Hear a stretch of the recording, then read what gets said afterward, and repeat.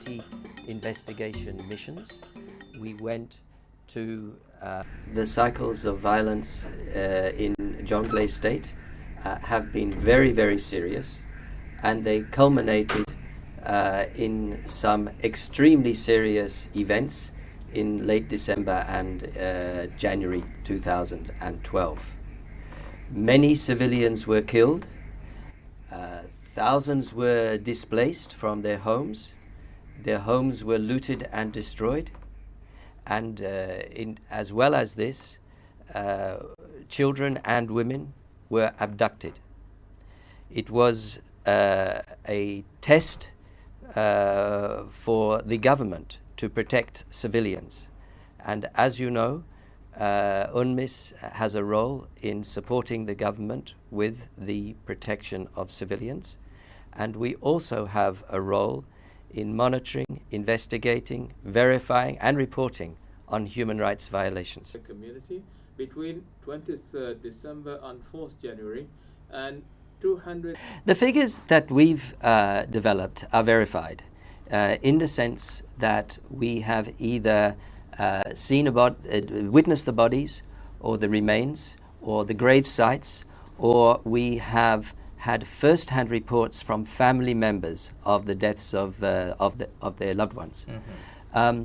There are undoubtedly others that have been reported which have not been verified. Important is this report not only to the people of Jonglei, but also for the people of South Sudan.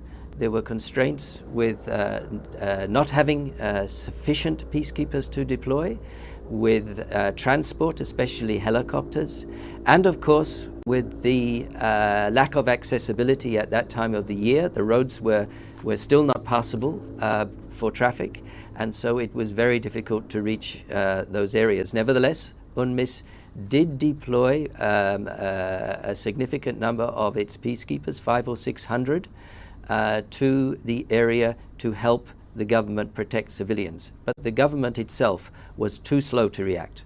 The report you have released covers less than 3 weeks of the violent incidents in Jonglei. The recommendations are constructive, and they're intended to support the government and the people of South Sudan, and especially Jonglei State, to prevent this cycle of violence recurring in the future.